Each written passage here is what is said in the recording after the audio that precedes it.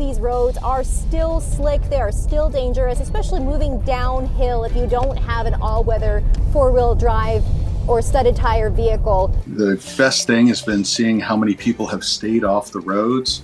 Watch out!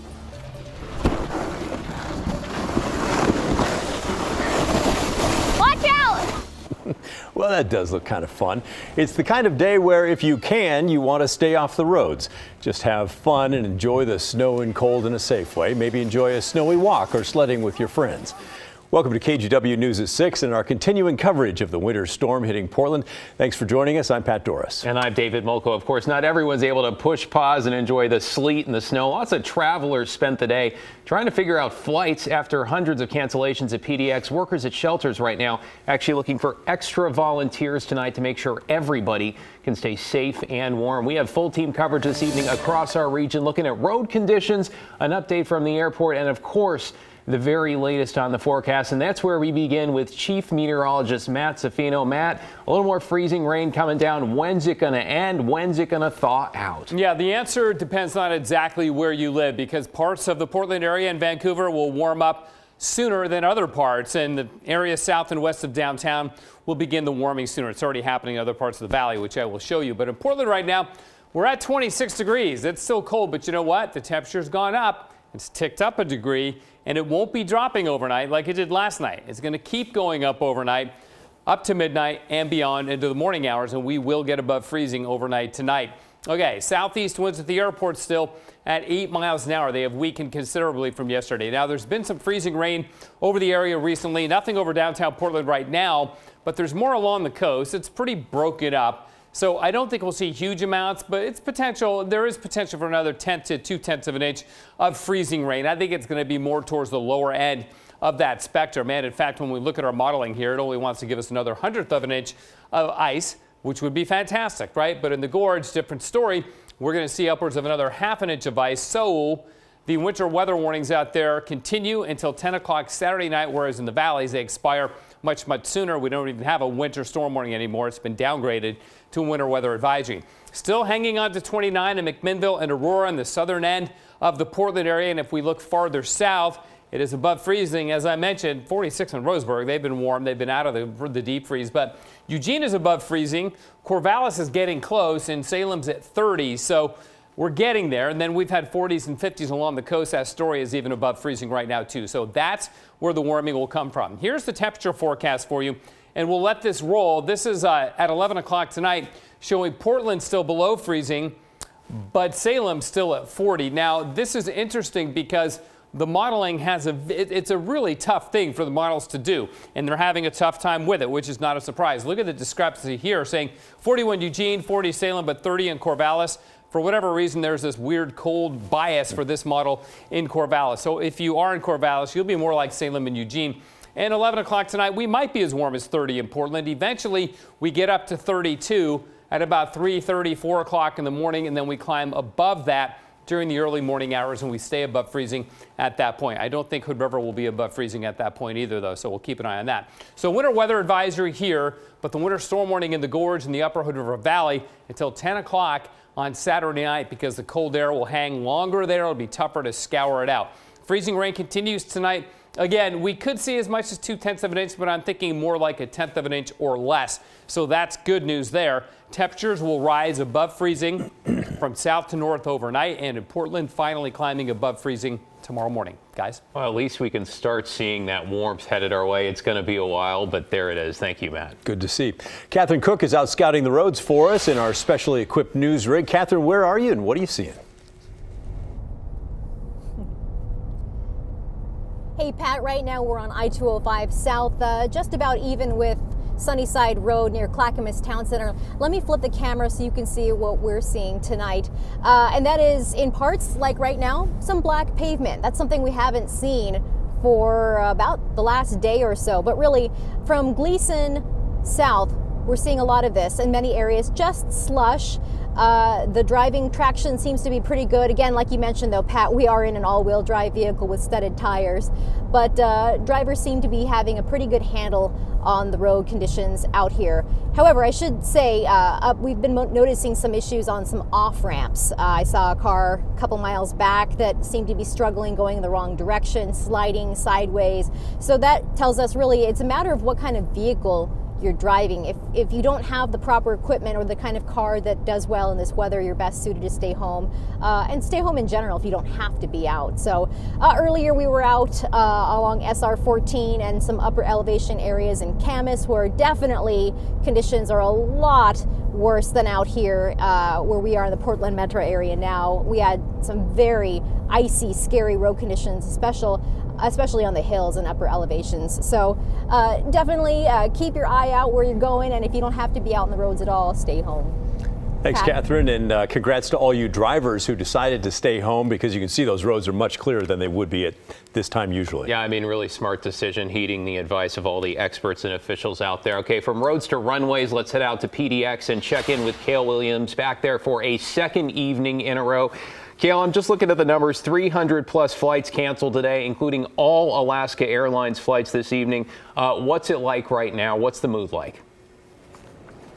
Well, it's definitely a lot quieter tonight than it was last night, and I think that's because a lot of people heard the message that it is easier to rebook a canceled flight from the comfort of your home than it is here at the airport. But there are some folks who just can't do that, folks who are here visiting. We talked to several of them, and we heard a common sentiment among them. Chaotic. It's been really hectic. It's so crazy right now. That was the sentiment among nearly everyone trying to fly out of Portland, as an icy storm here and more weather chaos at airports across the country grounded hundreds of flights. Alaska Airlines, with hubs in Seattle and Portland, was among the hardest hit. Sydney Burgess, in town with her boyfriend for his birthday, found out early Friday that her flight home to LA on Alaska wouldn't be leaving. So we started panicking. Alaska put out a statement advising customers that, due to very full flights over the next several days, it is likely to take multiple days to accommodate guests who need new flights. Our contact centers are experiencing long hold times as they try to help thousands of guests. So when Burgess called to rebook, It was like a five and a half hour wait for customer service. Eventually, she came to the airport hoping she could get a flight face-to-face. She did manage to book a ticket, but not until Sunday. Today, I don't think anybody's going anywhere. Lisa and Dave Pargis were trying to get to Fairbanks, Alaska to visit family for the holiday. They found out Thursday that their Friday morning flight was canceled, and it wouldn't be the last time. Alaska would end up canceling all of its flights out of Portland for the rest of the day. Wasn't really realizing at the time that, oh yeah, well that could just be the first cancellation. There could be another one. And at what point do you just cut it loose and say, we'll just stay here? The couple thought something like that could happen though, and they planned for the worst. We booked a room for tonight just in case. If they cancel, then we'll just go back there. Erica McCoy had come to the airport Thursday night with plans to catch a flight to Iceland, where she was hoping to catch a glimpse of the Northern Lights for Christmas. Like so many others, it wasn't meant to be. But getting another flight turned out to be just one of the hurdles as she scrambled to find a place to stay. There's just a mad dash of people scrambling to book hotel rooms for this flight that they missed. You're just watching them disappear as you're trying to book them. It's just a race of everybody on the same flight trying to get a room for the night. As of midday Friday, it appeared her luck had turned. We got boarding passes, we've got hopefully seats, so if whether or not we get on in the air is still, it's just hope at this point. So we checked, and McCoy's flight was one of the very few that was able to take off today, but she was one of the fortunate ones. So many other people we talked to were looking to rebook flights. There are just no seats on any flights leaving for several days. Many people weren't leaving until Monday or Tuesday. Pat, David? And that's what we're hearing from officials, including a spokesperson for Alaska Airlines. By the way, Pat, more than 13,000 flights canceled or disrupted, I should say, across the country because of the storms we're seeing everywhere, not just here. Cale, our thanks to you reporting, by the way. A little bit of good news, though. We had a family that was headed to Hawaii, 29 people. Evan Watson there this morning. We think they got on board 4.5 years in the planning. We hope they're enjoying those palm trees right now, right? Yes, and the gently swaying trees. And breezes. That's wonderful. By the way, it was interesting. Alaska was saying one reason that everything had to be shut down is because with the freezing rain, it was taking 90 minutes to de-ice the planes when usually it only takes 15 minutes. So you can see how rapidly that backs everything up. And not to mention what's happening with their workers on the tarmac just trying to load bags. It becomes impossible when it's like an ice skating rink, right? Yep. And now you've got this backed inventory. It's going to take a while. Be patient, everybody. All right, let's talk now about shelters with close to 800 people in Multnomah County alone taking refuge from the cold. Christelle Kumwe is at one of the shelters in Troutdale. Christelle? Yes, in Troutdale outside of Reynolds High School, which is one of 5 warming shelters where Multnomah County and the city of Portland teamed up to provide services to the vulnerable in the community. Now here in Reynolds, they are already operating above capacity with 77 guests, and they hope to expand services as the bitter cold persists. It's really cold. Like a lot of people's like, a lot of people like trying to like stay warm and have a little shelter going down. The warming shelter at Reynolds High School in Troutdale is one place doesn't sought warmth as frigid temperatures hit the Portland metro area. These temperatures are different and people can't survive outside. It's one of 5 severe weather shelters where Multnomah County, the city of Portland, and other partners provided meals, behavioral health, and medical support. Rachel Pearl with the county says this is a life-saving effort. The temperatures that we've been experiencing here in Portland are not temperatures that folks can be outside and stay safe. And if they do stay outside for prolonged periods of time, that their life is at risk. They've so far had 77 people seek shelter here. So we're currently over capacity. However, we're hoping to expand beyond 100 as long as we have enough staff to be able to do that safely.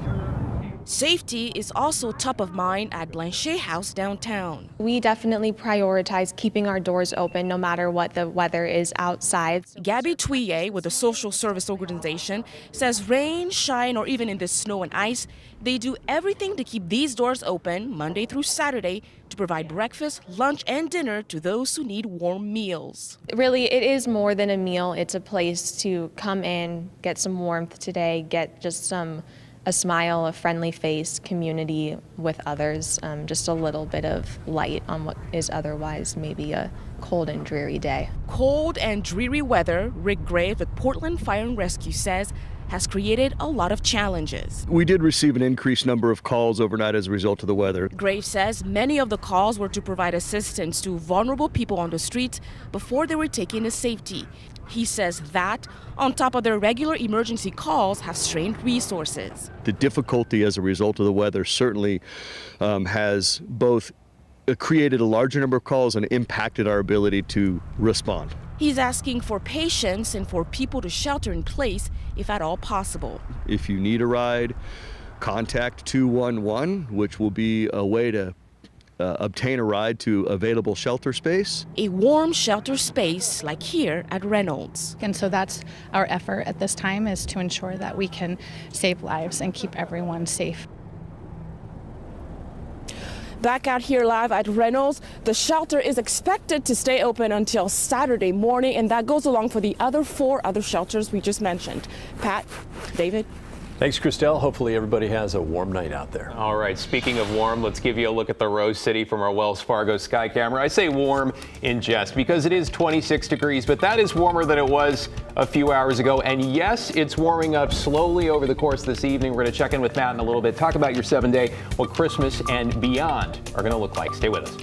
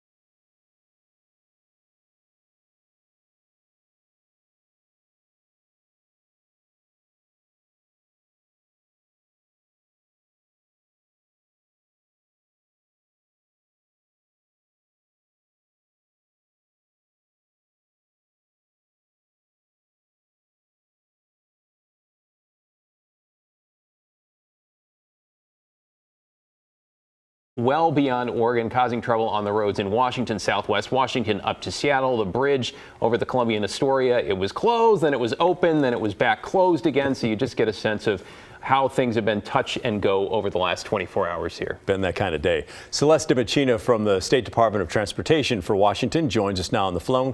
And Celeste, where's the biggest trouble spot right now? You know, that's a great question. And as much as I wish I could give you a definitive answer, it is kind of touch and go all over the entire state. Really, we've just been seeing, highs, in the 40s where it's above freezing, down to teens, especially out, as you head east. So it kind of depends on where you're at. So it's a good reminder to travelers, if they've got to go out, make sure to check the road conditions before you go. Oh, Celeste, I've been following your Twitter account here in Southwest Washington. It's been very, very active with jackknife semi on I-5, then collisions. I mean, they're happening quickly. You're clearing them essentially as quickly as you can, helping the people who are in harm's way get out of that. What is your advice to drivers tonight who are thinking about heading out on the highways, thinking things may be getting better? What are you encouraging them to do or not do at this point? Great question again. And just, as I was saying a minute ago, just making sure that you're checking road conditions before you head out. And, really, if you don't have to be out driving, we, not necessarily recommending people stay home, but, try to limit non-essential trips.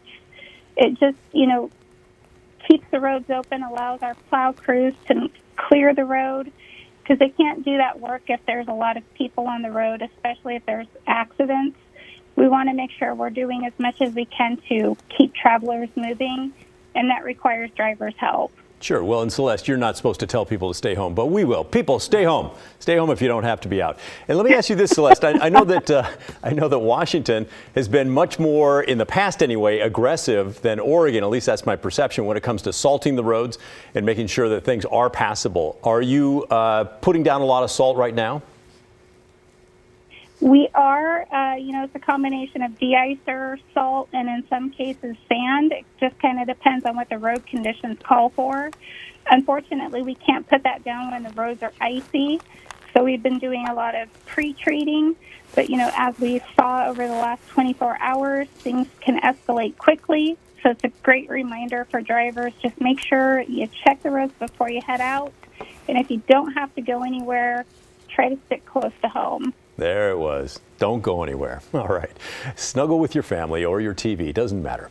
All right. Thank you, Celeste DiMachina from the Washington State Department of Transportation. Now let's talk about how things are going on the south side of the Columbia here in Oregon. Check in with Art Edwards, who got a tour of one of ODOT's command centers. He's over I-405 here in southwest Portland. Art, you heard it from Celeste there. If you don't have to be out, don't hit those roads. What's it looking like out there on 405? Well, on 405, there's not a whole lot of traffic. The traffic that is out here is moving along reasonably well. You can see it right now here in southwest Portland. Normally at this time of the day, that road would be packed with cars, either trying to get to 217 or maybe going on to I-5. ODOT, as it turns out, has about 250 cameras that are spread out across the state to monitor road conditions and traffic. They can keep track of roads like 405. Now, it's done from what they call their Traffic Management Operations Center. It's staffed 24/7. Workers can monitor road conditions from their workstations, and they can take calls from drivers and first responders if they need to. It's been around for about 30 years. The idea is to be able to help first responders in particular and drivers keep up with the road conditions. It's perfect for what's happening right now. They're assisting police and law enforcement in making sure the roads are clear anytime they've got an event on the street. If there's a fire, if there's some sort of police activity, we're making sure the roads are clear and the roads are in good shape. Now, we did some driving on I-5 earlier today to get a roadside kind of view of what they see in the command center. Traffic was light, and it has remained light much of the day as long as people kept their speed under control. Things really seem to be fine. Now, there are people in the command center that we were able to get into. That is downtown. There are two other centers that are like that as well, where they can monitor traffic conditions throughout the state. Back to you. Really heartening to see that most folks have heeded those warnings. Art Edwards in Southwest Portland. Thanks, Art. Now to an update on one of the biggest closures from last night. I-84 still closed completely in the Columbia Gorge from Troutdale to Hood River. Conditions are just that unsafe. WashDOT closed SR 14 to truck traffic only due to the closure, meaning cars have a north side alternative for travel, north side of the Columbia River. Road crews are not just urging caution, they're saying stay off the roads altogether. That's the safest choice right now until the temperatures warm up. So please heed that one. We'll be right back after this.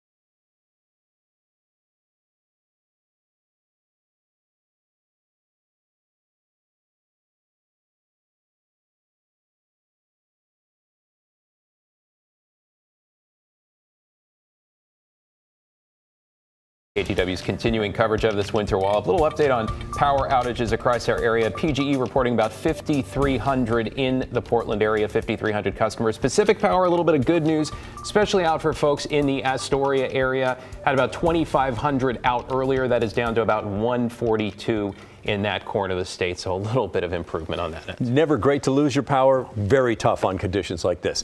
Matt Zaffino is here with us, our chief meteorologist, to tell us the latest about conditions and where things are going. Matt? We are still below freezing, guys, but the warming is underway and it's going to reach us later on tonight, or in the case of Portland, the east side of town, probably early tomorrow morning. I'm going to explain the temperature inversion too in just a minute.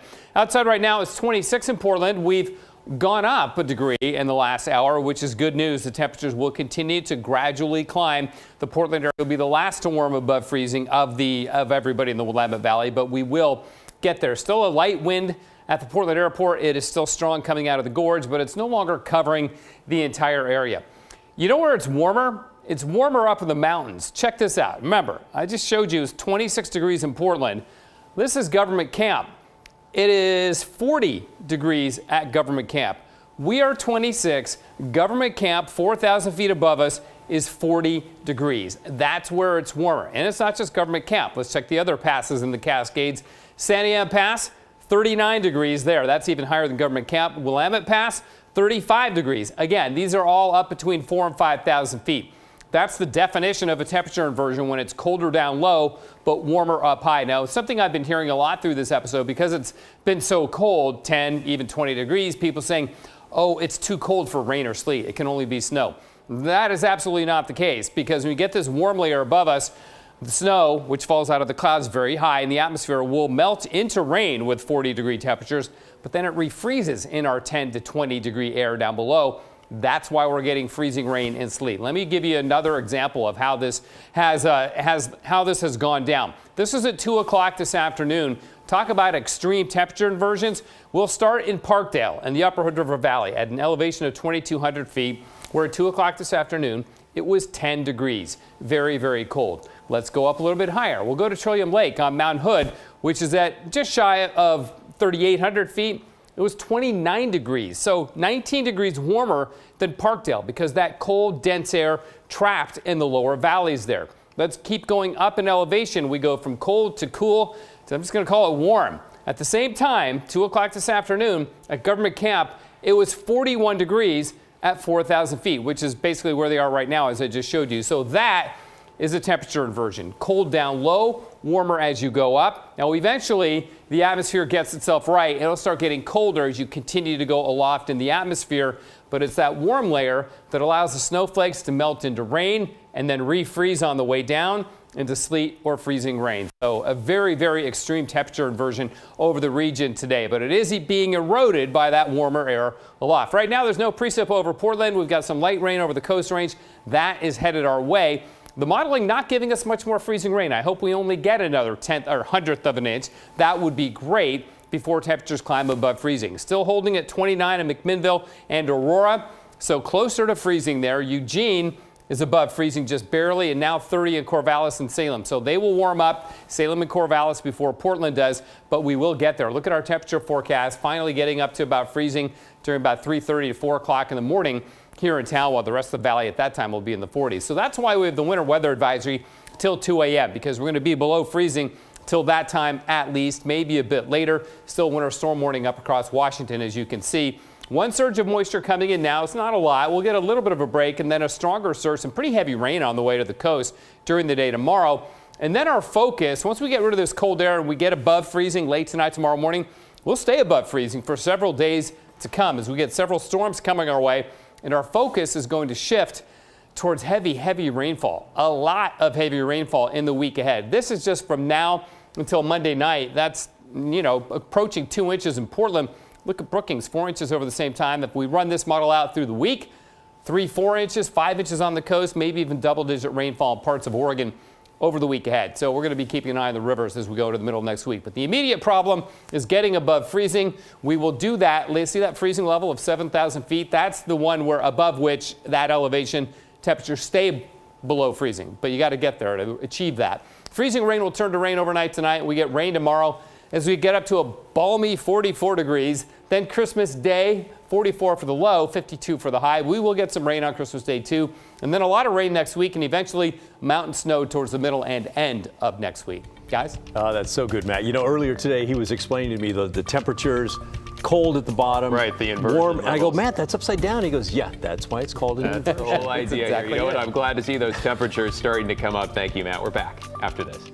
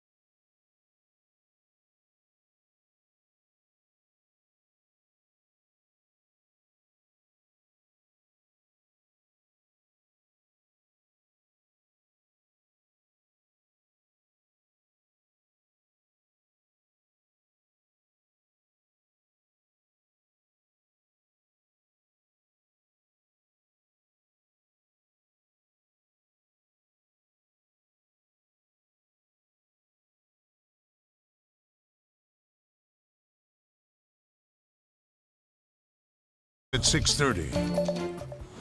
And welcome back. We're continuing our coverage of a slightly less frigid night in the Portland area, slightly less than 26 degrees instead of the teens. Here's a live look from our Wells Fargo sky crab. You know what? Across the Northwest, ice, sleet, and snow have brought travel nearly to a halt, stranding hundreds, really thousands of people as we head right into the holiday. The good news is the storm is on its way out. Things are warming up. The bad news, many of those stranded travelers will not be on their way out for at least a few days, if at all. Thanks for joining us again. I'm David Molko along with Pat Doris here. Yeah, it was a rough day to travel, to drive, but you know what? It wasn't awful for everybody. There were some places where it was pretty fun to get out and about, and Alma McCarty found that. Alma, what's it looking like where you're at, and what'd you see today?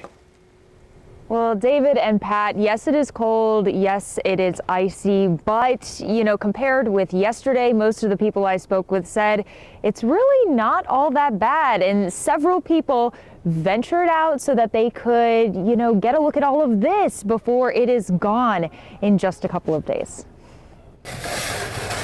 A bit of ice and a bit of snow didn't put a damper on the day. That's the exciting part of it, is it won't last long. Not for the dogs at the dog park, and certainly not for their owners, like Devin Davis. It's terrible. I'm just kidding. I'm from California, the Bay Area, so this is much different. It does not snow in the Bay Area at all. I didn't think it snowed in Portland, so this is interesting, but it's not too cold. Yesterday was pretty cold from the wind, but it's all right. It's interesting. She likes it. On Northwest 23rd, several businesses kept the doors shut and lights off on what's typically a busy day for last-minute holiday shopping.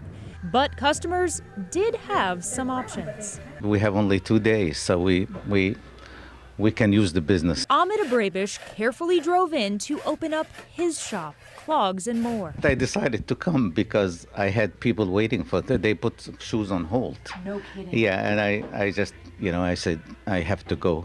Otherwise, I probably wouldn't have come. It's not about the amount, it's about the customers and their experience. Those looking for more than socks and footwear could head next door to Northwest Union, a vintage shop. We have some guts of steel here. Why I not? would say. Why not? Why not open Some up? people got something to do now.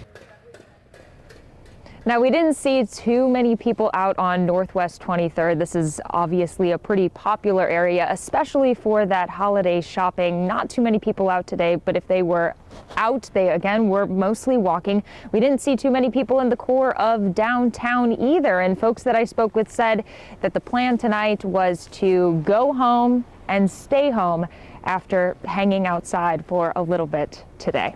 Back to you guys. I'll tell you who else has guts of steel. You, Alma McCarty, after braving those east winds at the mouth of the gorge last night. Glad you look much warmer tonight, so stay warm, stay safe. Yes. Good to see you. All right, Postal Service workers also out and about today, making sure you still get your holiday packages and all that other important mail. Yeah, it was so nice in my neighborhood in Northeast. One of the carriers showed up with some Amazon packages for my neighbor. It was great. His name is Jesse. He had a smile on his face despite being in the cold and snow all day long. Hey, how's it going on the roads out there? It's going pretty well, just trying to, make sure Christmas and all of the other holidays this season happen, and we're getting it done, and that's what we do every single day. So. What you're saying, no rain nor sleet? Rain nor sleet nor snow shall prevent the mail, something or other. You feel like it would be the Hippocratic Oath and we'd all have to memorize it, but that's not the case. Well, thanks for being out here. Of course. Have a good day. You too. And then watch the way he gets across the street here. Yes, The shuffle, he's mailman perfected shuffle. it. I love your mail carrier. He's a great guy. What a smile, nice guy. All right, let's get to some viewer photos now. It's hard to get around, but some folks are definitely enjoying it, like Jesse there. It was Jesse, right? That was Jesse. All right, yep. Big thanks to all the viewers who are sending us weather pictures. Let's start with Jerry in LeGrand. He says his dog Whiskey is all ready for the storm here. Let's talk about Betty from Canby. Shared a close-up shot. Some of her plants got iced over this morning. Thanks for sending that, Betty. Here's a neighborhood in Ridgefield from Zach. The house has got a dusting of white and the road is a sheet of ice there. Thank you.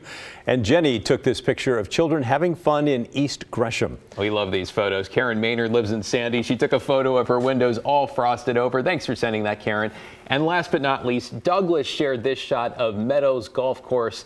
That's in Camas. all frozen over. Well, you can text us with tips of what's going on in your neighborhood, and if it's safe, snap a photo or record a short video of what you're seeing. The number is there on your screen.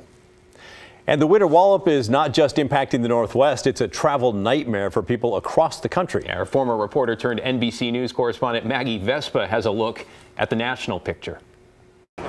'Twas the week before Christmas and America's travel rush was on until a monster winter storm brought things to a crawl. These are the faces of a holiday travel nightmare.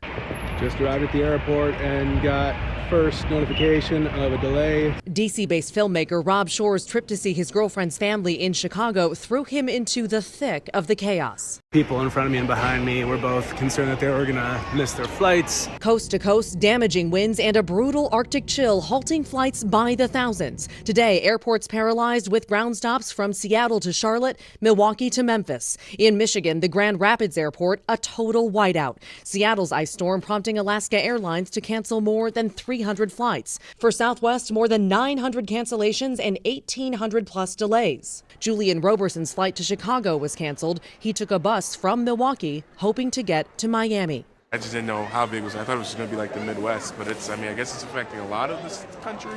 Now, less than 48 hours before Christmas, home for the holidays looking doubtful for many. Customer service lines at O'Hare seem to stretch for hours as baggage handlers brave frozen runways. In Nashville, the baggage system itself froze, creating a backlog. And here in Chicago, the terminal train system froze too. Passengers are now taking buses. Gabby Kapenka's flight from Allentown to Nashville was delayed 4 hours, stuck on the tarmac for 2.5. A 45-minute drive turned into a 4-hour slog. It took us until about 2 a.m. to get home. With the holiday on the horizon, America's travel plans look frozen. But for one family, relief. We're so glad to have her home. We miss our kids. And we're just glad to have her home safe. Yeah, we have a lot of colleagues here at KGW2 hoping to get home to their families for Christmas. Allison and Martin, who are producing this show right now and have flights scheduled tomorrow, so our fingers are crossed for all of you. At least the temperatures are warming up. At least things are looking better, and that rain we think is going to taper off, that freezing rain, I should say, Matt Safino. So at least we are on the upside of this, perhaps. Yeah, we have other colleagues, too, stuck in Southern California that couldn't get back, Poor things, right? It's all, for them, it's probably just fine. But for us, we're waiting for these temperatures to climb. We're still at 26 degrees, which is warmer than it was an hour ago. So we're going in the right direction. It's going to be a gradual and slow process for the Portland area, a little bit quicker in other parts of the valley. By that, I mean a gradual process to get above freezing, begin to melt the ice that's on the roads and everywhere else and get back to normal. You know where it's above freezing? Up in the mountains. This is the ODOT Skycam at Government Camp, where it's 41 degrees. You can see the bare pavement there. Snow, of course, on the side of the road. But boy, last night at this time it was 0 at Government Camp. 40-degree swing there. Same thing at Santiam Pass at 39 degrees and basically bare pavement. Willamette Pass 36 degrees. So it's warmer above us. It's warmer to our west. It's warmer to our south. But still, McMinnville and Aurora hanging at 29. It is only above freezing in the Willamette Valley when you get down to Eugene, where it's 33. But Corvallis and Salem are not far behind, and eventually that warm air will kick in. So temperatures will continue to climb overnight tonight, and we will get out of this icy event. The good news is we're not getting much new precipitation. East of Troutdale and up in the Cascades, you are, but it's rain up in the mountain, as you can see, because of those 40-degree temperatures that they are hopefully enjoying. There's more precipitation coming into the coast and the Coast Range, which is just rain there. But if that slides over the cold air that we still have trapped here in the valley, it will be freezing rain once again. So it's going to fall as a liquid. Temperatures below freezing, it freezes on contact, and we get more icing, adding to what we had. I mentioned this earlier too. In a way, we were lucky that we started with the sleet, because the sleet has some texture, some grit, so it's easier to get traction. And as the freezing rain fell into that, we retained that grit, so more like sandpaper as opposed to glass. Whereas if it just started as freezing rain, it would just be clear ice on everything. It would be a lot slipperier out there. Okay, we'll get a little bit of additional precipitation tonight, but really not much according to the models, except in the gorge, where another ½ an inch of ice, or freezing rain will fall and then become ice overnight and into the day tomorrow, which is why the winter weather warning continues out in the gorge. For the valleys here, though, we should begin to climb above freezing. 11 o'clock, Portland's still below freezing. With any luck, Salem's up to 40 by that time. Temperatures will continue to climb and we'll get above freezing by the early morning hours tomorrow. But for now, we continue with our winter weather advisory. It should be all rain, certainly by this time tomorrow. Guys? All right. In the meantime, hopefully not too much more freezing rain tonight. Thank you, Matt. Wow. Let's take you out to Newport, though, because guess what? They are in the 50s out there. And we've been talking about that Astoria-Megler Bridge a little bit north of there. It was closed, open, closed. Now it's open again. Perhaps a little sign of a silver lining, things to come. Stay with us.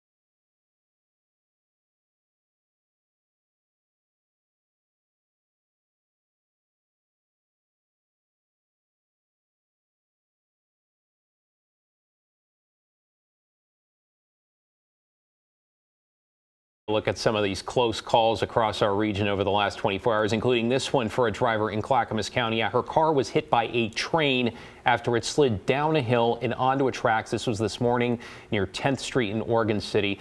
Luckily, the driver was able to get out of the car and get clear before that train came through. Wow. Can you imagine the terror of, oh my gosh. Well, glad she got out okay. In Washington, a truck driver is recovering tonight after sliding off the road and into a slough. This happened off I-5 near Kelso this afternoon. Firefighters say, yes, the truck did slide on the ice that was on the road. It ended up with the cab halfway submerged in the water. Firefighters had to use a ladder to get down to the driver. The driver, amazingly, not hurt in this crash. That is incredible. Yeah, very really lucky guy there. Well, and speaking of the roads, our intrepid explorer Catherine Cook is out examining the roads for all of us in our special news rig. Catherine, how's it going and what are you seeing? Hey guys, so we're out on Highway 224 heading toward Damascus right now. Let me flip the camera so you can take a look for yourself. You can see there is sleet on the ground, some hard-packed accumulation here, and really for the most part though, the road conditions are pretty good if you have a good vehicle like the one we're in, all-wheel drive with studded tires. You can see other cars are doing pretty well as well, taking it slow. But guys, we have to say we've seen some slide outs, we've seen some folks needing to be towed, and usually it's the cars that aren't equipped for this kind of accumulation on the road, or just, you know, slippery conditions, ice, as we've seen it. And the real bugger here is that you just don't know what you're going to hit. Things change mile to mile. Some areas are black pavement, others slush, others ice. So really, the advice stands. Just stay home if you don't need to be out. If you are out in the elements, take it easy. Use the right vehicle, take it slow. And definitely want to wish everybody safe travels, and really just hope that people get to where they're trying to get to safely. Back to you. All right. Thank you, Catherine, and driver Corey, for showing us around out there near Damascus. You know, they're checking it out all over the place, from Clark County to Clackamas and beyond. All right, getting around seemed to be, much more difficult earlier today, I should say, this morning, especially as we came out of those overnight temperatures, right? You bet. Our Devin Haskins was out this morning and found several drivers struggling to get where they were going.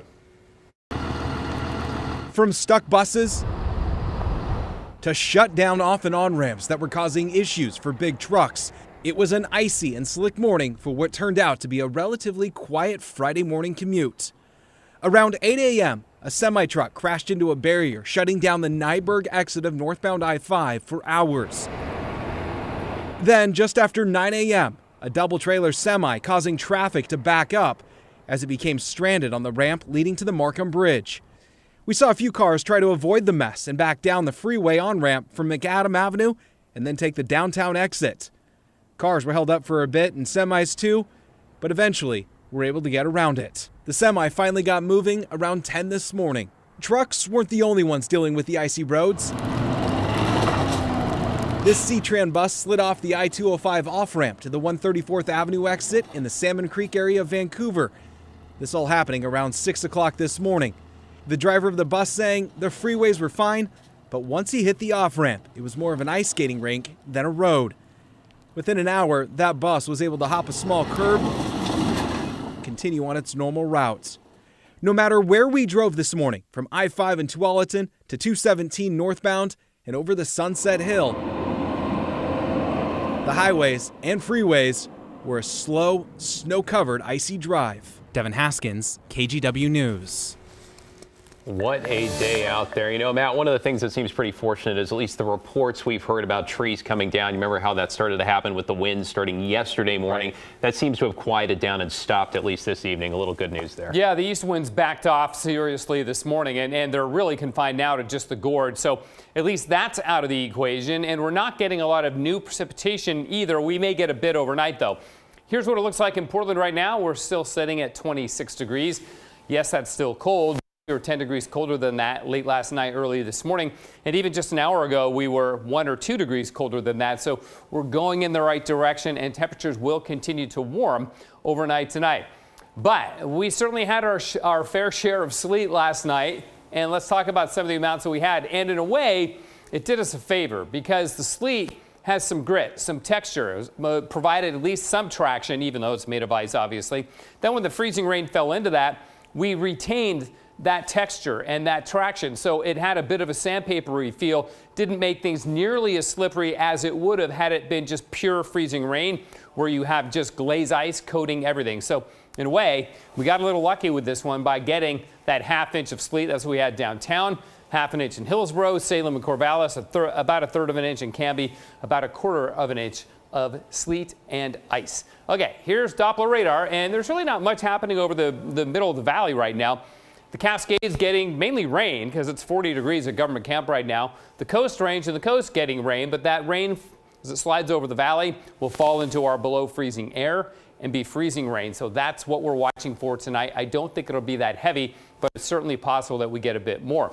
We're under a winter weather advisory until 2 a.m. in the Portland area, simply because of that threat of freezing rain. So we've been downgraded from the winter storm warning, so simply a winter weather advisory. The winter storm warning, however, continues in the gorge and north central Oregon and much of western Washington until 10 o'clock tomorrow night, because the cold air there is deeper. The freezing rain will last longer. It's going to take that long to scour out the sub-freezing air.